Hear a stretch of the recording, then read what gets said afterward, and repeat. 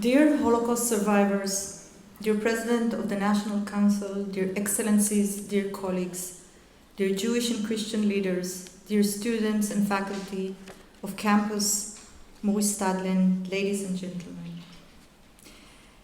This International Holocaust Remembrance Day ceremony is different. When we started working with our Croatian partners on the programs, we focused on the topic chosen for this year, remembrance. It is indeed for me the essence of this day, our shared duty to remember, to never forget, so we can also draw the right lessons in order to ensure that the unimaginable atrocities of the Holocaust can never be repeated.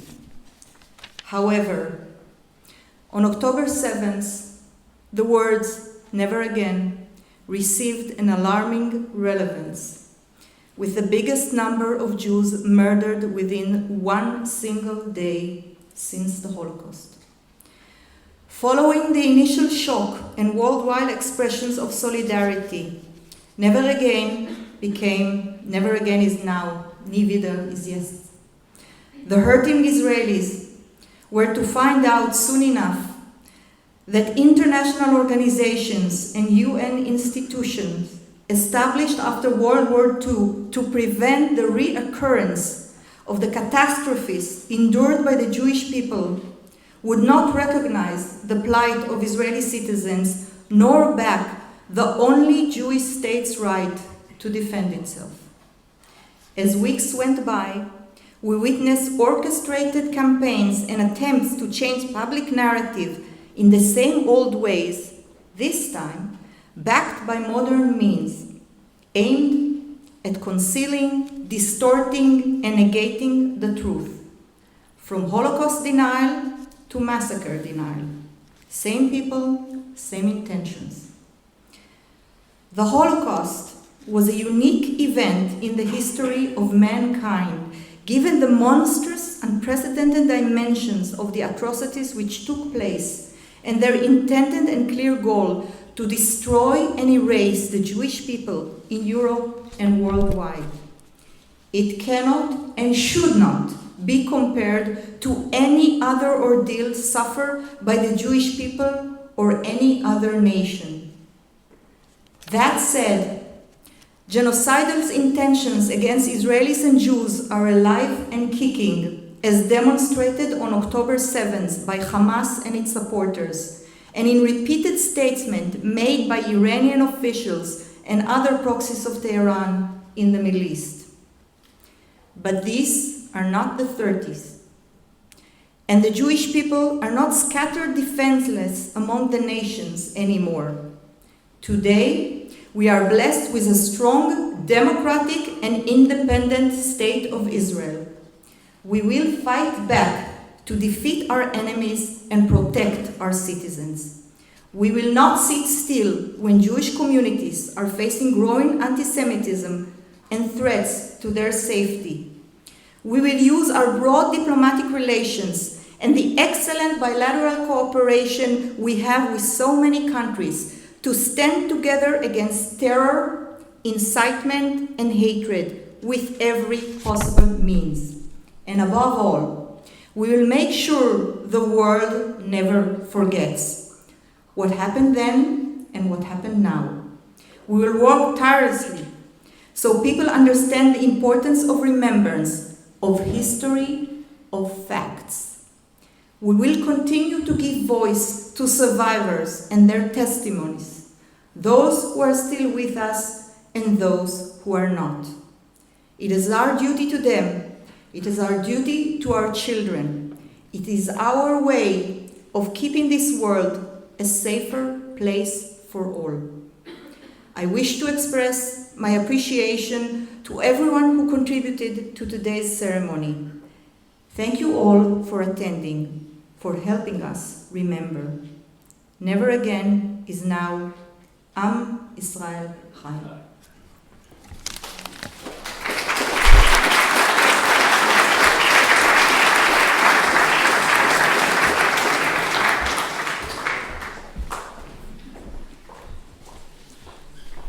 Thank Thank you, Ambassador Leshef.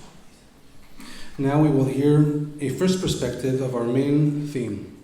Mr. Yossi Gvir, Senior Advisor for International Affairs at Yad Vashem. Yad Vashem is the World Holocaust Remembrance Center and is based in Jerusalem. Mr. Gvir will speak about Yad Vashem and the future of Holocaust remembrance. Unfortunately, Mr. Gvir cannot join us today and due to the situation in Israel, and he will deliver a recorded message. Your Excellency, President of the National Council of Switzerland, my colleague, Her Excellency Ambassador Ifat Weiss, honored Excellencies, beloved Holocaust survivors and their families, dear friends. Shalom from Yad Vashem, the World Holocaust Remembrance Center on the Mount of Remembrance in Jerusalem. Thank you for including me in this observance as a representative of Yad Vashem and of our chairman, Dani Dayan, who conveys his warm regards to you all. I'm pre-recording this message because at the exact time at which you will be gathered for this event, I'll be moderating a similar one at Yad Vashem, the annual observance by the Diplomatic Corps posted in Israel of the International Day of Commemoration in remembrance of the victims of the Holocaust. These are only two events out of dozens, I dare say hundreds, of corresponding gatherings and observances conducted around the world at this time of year in accordance with the words and intent of Resolution 60/7 of the United Nations General Assembly. That resolution, adopted in 2005, established International Holocaust Remembrance Day as a time of shared universal identification by all of humanity with the unprecedented ultimate catastrophe of the Jewish people, the systematic murder of approximately 6 million Jews, primarily in Europe, by Nazi Germany and its collaborators, as part of the Nazis' strategic plan to eradicate all Jews and all of Jewish civilization throughout the world. A second component of that UN resolution urges member states to develop educational programs to instill the memory of the Shoah in future generations. It is thus apparent that already 20 years ago, indeed from the very end of the Holocaust almost 80 years ago, and even as the horrible events of the Shoah itself were unfolding during World War II, the Jewish victims, the survivors, and their rescuers all sought to ensure the future of remembrance and to instill that remembrance with moral meaning and constructive relevance. Indeed, significant strides have been made over the decades in establishing, widening, and enhancing vital frameworks and activities of Shoah remembrance on local, national, and global levels. Many of the governments, NGOs, and leaderships of the nations represented at your event have taken part in these admirable endeavors.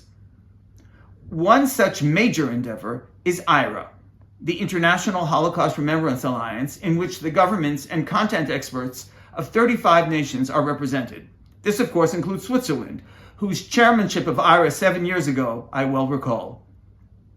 As the co-head of Israel's delegation to IHRA, and soon to be chair of its Museums and Memorials Working Group, I am positioned and able to appreciate the strengths and challenges of this important organization. How appropriate that this annual event is held in cooperation with the representatives in Switzerland of the nation that leads IHRA during any given year, with that being Croatia until March 2024. And I take this opportunity to salute Croatia's leadership of IHRA and its invigorated commitment to accurate Holocaust remembrance globally and at home. Dear friends, had we been gathering for this event up to 4 months ago, we, certainly I, would probably have been substantially more optimistic about the current state of Holocaust remembrance and of its closely related field, the fight against contemporary anti-Semitism. Sadly, the shocking, atrocious, and savage terror attacks of Hamas upon southern Israel on October 7th and the subsequent explosion of virulent anti-Semitism around the world give little current cause for such optimism. More than ever, we now understand that our efforts for accurate historical remembrance have profoundly relevant contemporary implications, and that combating anti-Semitism and anti-Zionism today is an integral and essential part of the legacy of the Shoah. At Yad Vashem, we consistently put that realization into practice. You are all invited to visit Yad Vashem's unique campus in Jerusalem, as well as virtually discover our extensive online presence in order to gain a sense of the scope and impact of Yad Vashem's very varied remembrance resources, programs, and tools. In the time remaining to me now, my colleagues and I would like to share with you a glimpse into one particular such context, one of literally hundreds that Yad Vashem offers. I think that this example well reflects our constructive, dynamic, and multicultural approach to Holocaust remembrance. The following brief video clip conveys precisely the youthful spirit of relevance, hope, love of humanity, and respect for life that we need today. The name of this particular pilot project is My Hero. The video's narrator will explain the project's basis. I'll only add now that since the video was produced, the project has already succeeded in its first experimental year to gain participation of secondary school students, including Christians, Muslims, and Jews from 15 countries in Eastern and Western Europe, in North and South America, and in Australia. The project will surely grow next year and beyond. So will many other initiatives around the world designed to translate the vast and complex story of the Holocaust into meaningful action for the betterment of our world. Thanks so much for your attention, shalom, and warm wishes to you all.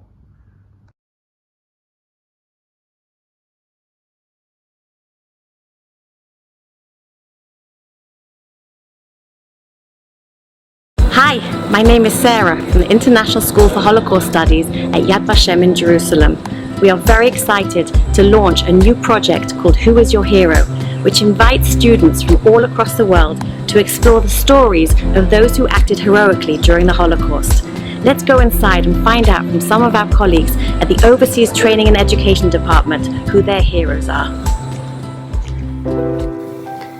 Mi héroe de la Shoah es Bedřich Frita. Él fue artista gráfico checo que fue deportado al gueto Campo Terezín. Él dirigía la parte artística del gueto, tenía que trabajar para los nazis, pero en forma clandestina él dibujaba lo que realmente pasaba en el gueto. A su vez le hizo también un álbum de dibujos a su hijo Tommy, de 3 años, para su cumpleaños. Y ahí le dibujó las cosas que veía fuera del gueto, pero también lo terrible que estaba pasando allí. ¿Por qué es mi héroe? Por su valentía, por haber hecho en forma clandestina estos dibujos que dejaron documentados lo que pasó y por el legado que nos dejó a nosotros y a su hijo Tommy para el futuro. Hallo, mein Hero oder Helden sind die Bielski-Brüder, die in den Wäldern von Polen ein Partisanenlager gegründet haben, um Resistenz zu führen, um gegen die Nazis zu kämpfen, aber vor allem mehr als gegen die Nazis zu kämpfen, um Leben zu retten. Leben von Kindern und Frauen und Familien. Und weshalb ich sie auch ausgesucht habe, ist, weil ihr Motto war, lieber das Leben einer altjüdischen Frau zu retten, als 10 Nazisoldaten zu töten. Mon héros est Sabine Zlatin. Sabine s'engage dès 1940 à lever l'œuvre de secours aux enfants et dès 1943 va créer la Maison des Enfants d'Isieux, maison qui sera raflée le 6 avril 1944. Alors pourquoi Sabine est mon héros? Sabine va œuvrer durant toute la Shoah pour sauver des enfants, mais pas seulement les sauver des griffes des nazis, mais leur donner un quotidien joyeux.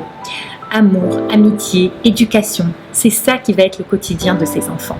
Au-delà de ça, Sabine, après la Shoah, va œuvrer pour transmettre cette mémoire, que Isieux soit un lieu de mémoire et d'éducation pour les générations futures. Moją bohaterką jest Rachela Auerbach, dziennikarka, tłumaczka, pisarka, członkini duszowej elity Polski przedwojennej i należąca do grupy Onek Szebat w getcie warszawskim. Auerbach jest dla mnie wzorcem silnej, ambitnej kobiety, która w dokumentowaniu rzeczywistości Holokaustu znalazła sposób na przetrwanie i reprezentuje dla mnie też postawę bezkompromisowości w kształtowaniu pamięci o Holokauście opartej na relacjach świadków. And my hero is Lieutenant John L. Withers from Greensboro, North Carolina. He served in a segregated all-black unit with the American Army when they liberated Dachau in Germany. In spite of the racism and prejudice that he himself experienced in his own home country, Lieutenant John Withers displayed enormous amounts of compassion to the Jewish survivors who he had found at Dachau. 2 of them in particular were boys who he took under his wing to protect them and care for them for an entire year after the war. This story touched my heart particularly because it shows the human compassion from one person to another, even when they came from very different backgrounds and had experienced very different things in their lives. Now that you've heard from us, we would like to hear from you. Who is your hero? Please scan the QR code on the screen, and we look forward to hearing all the stories that you have to tell.